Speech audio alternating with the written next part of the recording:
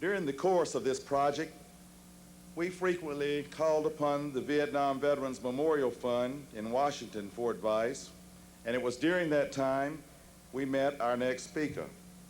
John P. Wheeler III was chairman of the board of the Vietnam Veterans Memorial Fund and is now president for the Center for the Study on the Vietnam Generation.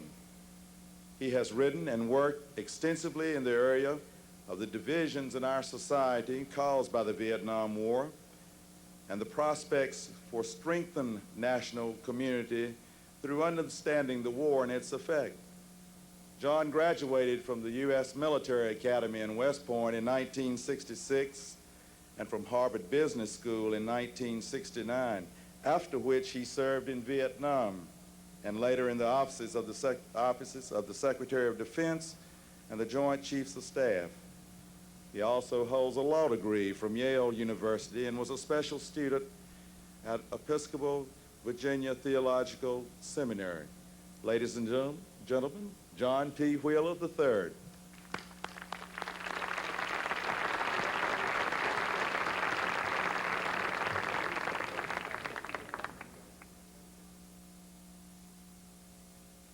Thank you for inviting me to your beautiful city. I love North Carolina, and I especially love to be here in the summer. And I spent a good bit of peaceful time this morning under that flowering magnolia over by the south front of the Capitol building. On behalf of all Vietnam veterans, I want to thank the men and women who built the memorial. I can't name everyone on the committee, but I want to list a few. I'd like the spoken record for today to include the names of those who are on the North Carolina Vietnam Veterans Memorial Committee. John Saputo, Chairman, Steve Asai, Lee Ashburn, Bill Beardall, Sue Ellen Beaulieu, Henry Capucelli, Bill Cruz, Brock Nicholson, Joseph Parton, William Phillips, Luther Stroud, the sculptor, Abby Godwin, and Tessie and Robert Jackson, who helped raise significant funds for the memorial, and whose son Benny was killed in Vietnam. Thank you. Thank you, all of you.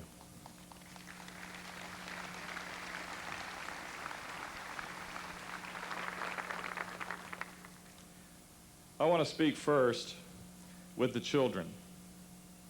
Now, I've spoken to some of the children earlier today, and I think we'll meet some of them as they raise their hands. In Washington, nearly 10 million children have visited the Vietnam Veterans Memorial. I would say there are nearly 500 children here today. The questions that the children ask are important. Let me ask. Now remember, it's scary for a 12-year-old or a 7-year-old to raise their hand, but let me ask, could everyone who was 12 years old raise their hand? There's some. And 11, keep your hands up. And 10, okay. And 9, there's some more. 8, and 7, Connie, and Meg, and Stephanie, Jeffrey, Philip, Laura, I know you're there. Let's see. And 6, and I met a 4-year-old who wanted to make sure he could raise his hand. 5 years old and 4 years old, raise your hands. Thank you. It is most usually you girls who ask who these men are. See, these are the men who are underneath the shroud here, the red, white, and blue cloth. And how old are they? I've noticed children want to know, well, how old were they? These are soldiers who fought the war in Vietnam. They are probably 19 years old because the average age of the man who served in Vietnam was 19.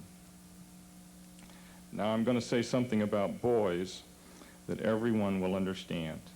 The boys are real interested in the equipment. And underneath the shroud, you'll see they are carrying their weapons. And the first thing a little boy asks is what kind of rifle is that? It is an M16. It is not as heavy as the rifle that we used in World War II or in Korea, but it can carry more bullets and it can shoot them faster. And it has a special switch, and Abby, when she made the statue, put the switch on the rifle, and any Vietnam veteran here can show it to you, and it's the fire selection switch. One position is for single shots when we pull the trigger, and the other switch is automatic, so it's like a machine gun. And I think you'll remember this when I tell you. When we had the weapon on automatic, what did we call it? Who remembers? We called it rock and roll.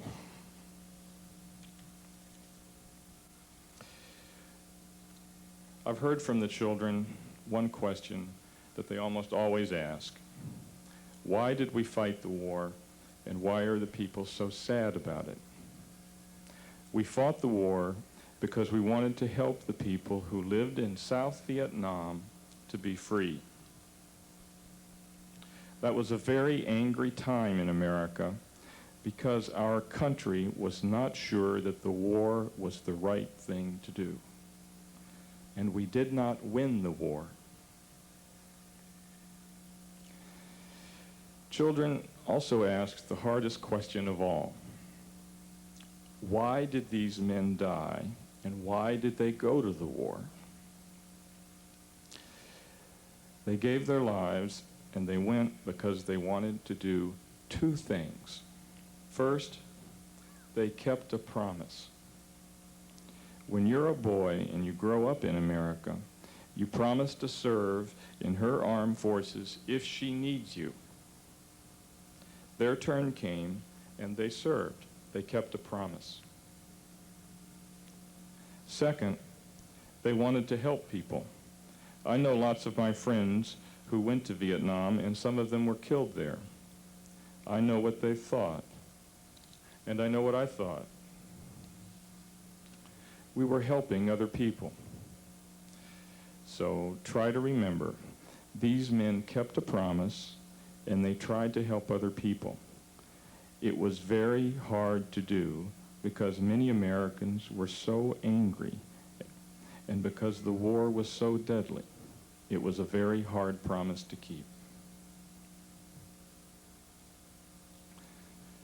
America is a nation in healing. The healing from the Vietnam War is underway. The signs and instruments of this healing are the Vietnam Veterans Memorials being built nationwide. Last November, there were 142 memorials built or underway. This is one of those 142 memorials. Now, there are 157. The number is growing. Here's something special about these memorials. And this North Carolina memorial is a perfect example. They have been built so soon after the end of the war and with such love that they are actually part of the Vietnam era themselves. So that the last word of the Vietnam era is not the lost Battle of Saigon in 1975. Instead, the last word is the word of hope and of healing that is spoken through these memorials. The message that these memorials say consists of three very important things. Each of the three is reflected in the statue that we're going to unveil and in the site that you see has been built around it. First, this is a nation in healing. The healing is underway, and it is happening quickly, as nations do these things.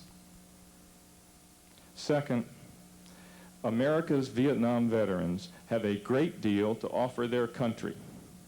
Their time in Vietnam and those lonely 10 years when they were forgotten in their own country have deepened their compassion and their capacity for public service.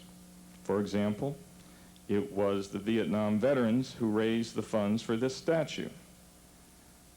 And the statue, when you see it, is a picture of compassion and of promises kept and it places the first figure of a black man on Capitol Square.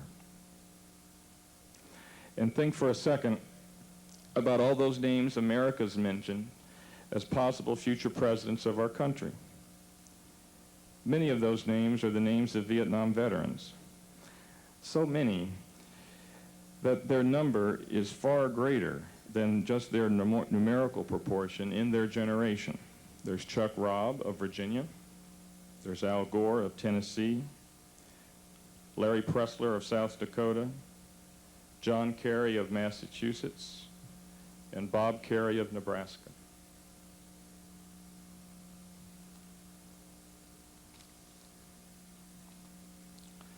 I want to point out something special for the veterans here on Capitol Square. And it has to do with this tug at our sleeve, this duty we have to keep giving to our country. And it's over there on the south side, next to the monument to Zebulon Vance. It's written on the back side of the monument. And this is what he said.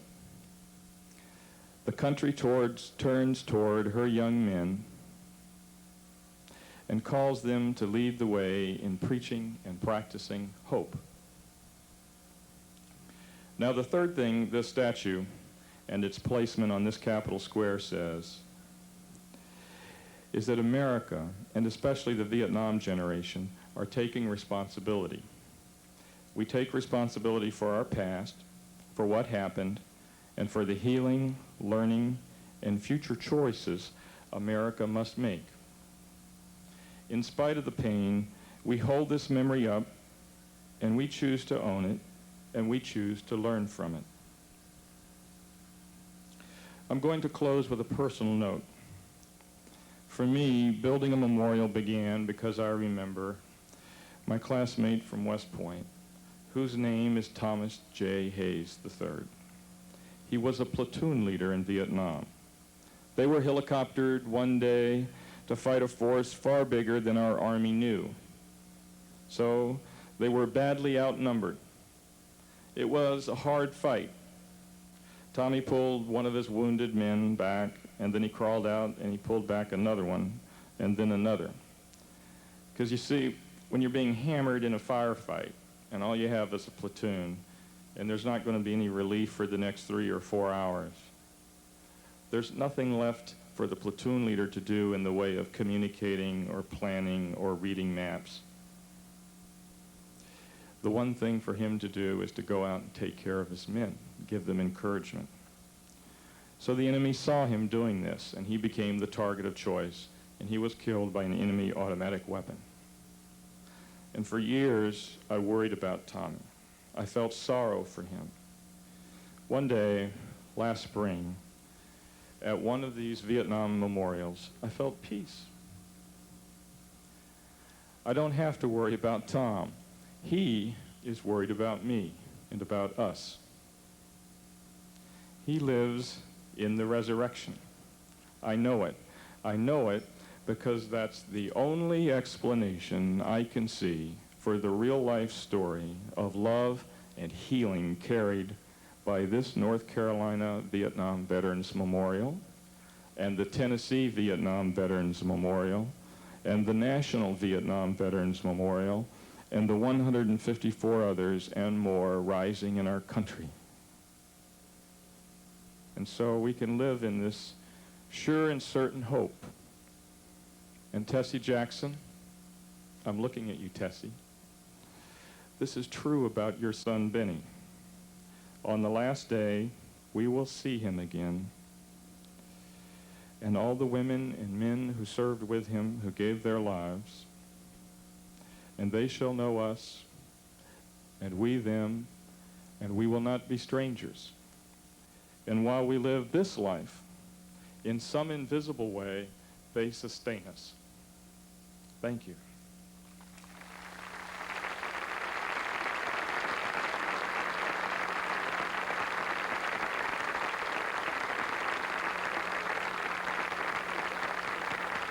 Thank you, Jack.